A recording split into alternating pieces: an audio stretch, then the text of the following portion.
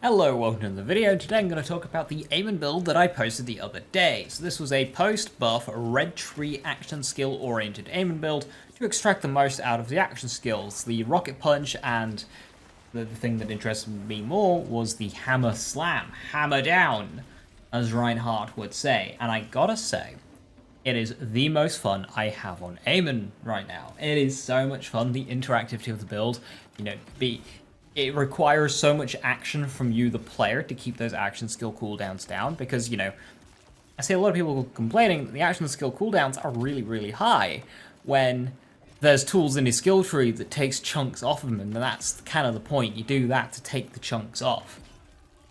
So I can spam 270 cooldown hammer downs every 7 or 8 seconds. Sometimes even less. So that's what you do with Amon, and I gotta say it is so much fun, especially in mobbing. In bossing, whilst it's there versus the right boss, some bosses the action skill just can't target it, which is a huge shame. Gearbox no and are aware. Which yeah, that is a shame. There's still going to be some more changes coming. This is only the beginning. But yeah, this is very much load up, go to somewhere on the map and start beating shit up. And it's so much fun to do so. It's addicting. So, jumping into the gear. Yeah, I'll start with the gear. I use the Hot Slugger as my weapon of choice. I'm not really using it that much in gameplay, but being able to just, throw out a projectile, knock something out, it's very handy, and the Hot Slugger is just great for it. You can also just use spread launchers, especially if you're running Groundbreaker, but I like the Hot Slugger. Then I'm using the good old Accelerator Triple Bypass. Since I don't have much invested in action skill cooldown, this is what I use to supplement it. In terms of class mods, the Forge Master to allow us to use our Forge skill twice every cooldown, and that blue skill right there, we want that. I've only got 2 points in it, but as much in that blue skill as possible is ideal. Shields, What's for Dinner, and the Protean Cell give you a 40% bonus element. This bonus element allows us to trigger, skipping ahead, Fists of Stone twice. So every time we deal melee damage, we restore a percentage of our Forge skill cooldown. This is how we get our Forge skills back very quickly. And going with the bonus element from What's for Dinner and the Protean Cell is how we do this. Now, I will always say that What's for Dinner is better. The Protean Cell allows enemies to hit you through your shield. So it's very annoying and awkward, and you just end up dying all the time. So I don't like Protean Cell. I much prefer What's for Dinner. In terms of Grenade, I'm sure you're tired of seeing it. It's the Slippy, but I've gotten it to the point where I don't really need to throw this, so you can do whatever you want.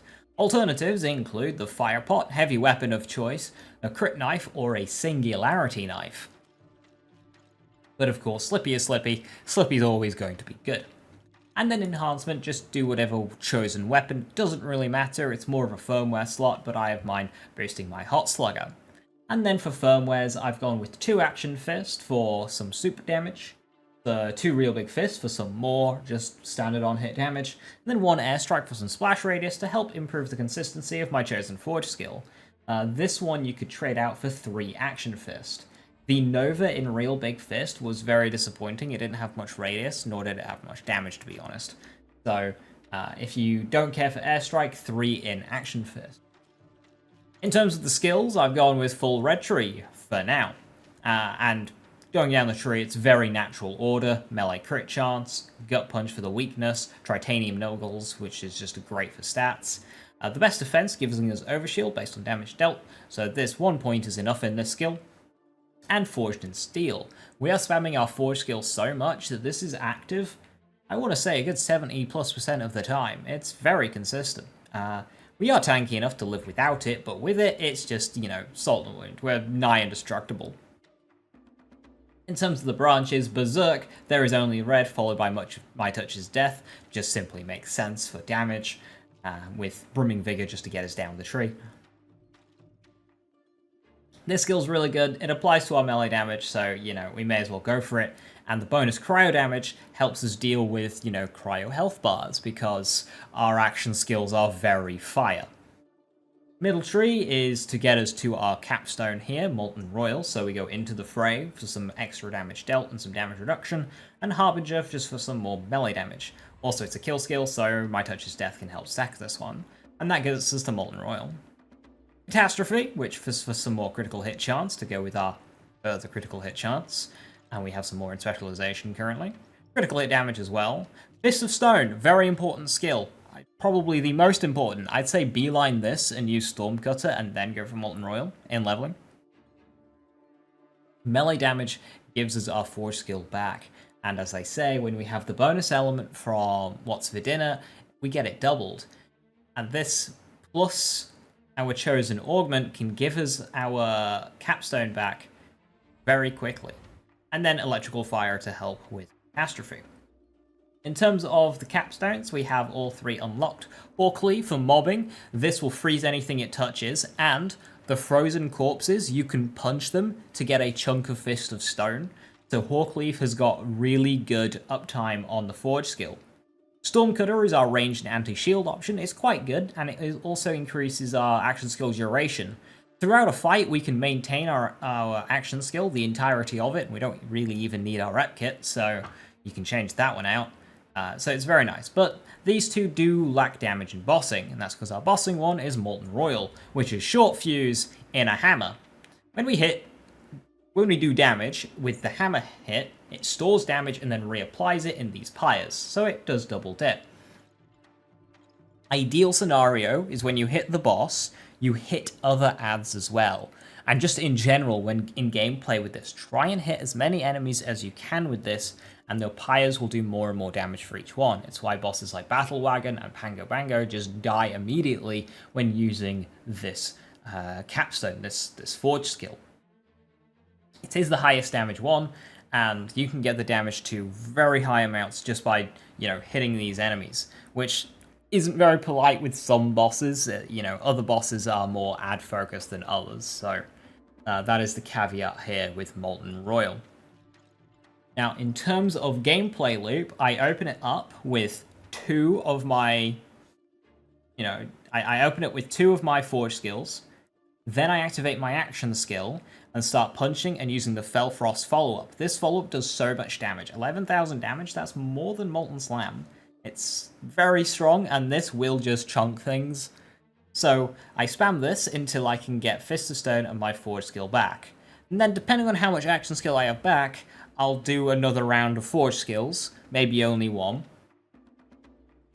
And then my goal is to get my Forge skills back before my action skill runs out, or about when my action skill runs out, so I'm not left with nothing at the end. And then when my action skill runs out, I pop my rep kit twice, even 3 times if you want. Then I use my Forge skills again, and then by this point, I'll be very close to getting my action skill back. Only takes you at this stage, 7 or 8 seconds to get our action skill back, thanks to our rep kit. And then we go back through it, and then we, do the rotation again. And that's why I say we don't really need the Slippy. The Slippy is there if you just kind of get caught with your pants get down, you don't have your action skill active, and you don't have a Forge skill readied, and you're a while off. You can start throwing Slippies, shooting your Hot Slugger to get those back. Now, Green Tree Raging Inferno is not fixed yet, and this is a double dipping dot from critical hits with our action skill. This might become bossing damage. However, it is 20 points into Green Tree, which if we go for, will make... We need some severe sacrifices in red, which, whilst this might give us a higher damage peak, especially after a Molten Royal, it won't be as fun to play, but it might have a higher damage peak. On to specializations, mine is quite low and a bit all over the place right now. The ones I would recommend are of course Groundbreaker. I'm not running it because it is bugged, but this will give you a much higher damage peak, and especially versus bosses, especially versus the bosses that aren't as friendly to this action skill.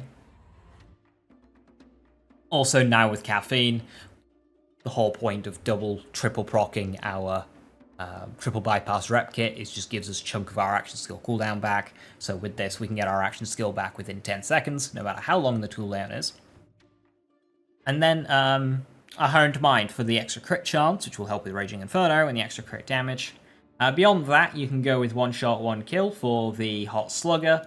I've gone with bare arms and bullet train, so if I'm moving quickly, I get gun damage, which can then convert into melee damage. You also have potentially overkill, best defense, tripwire. Go with what you want.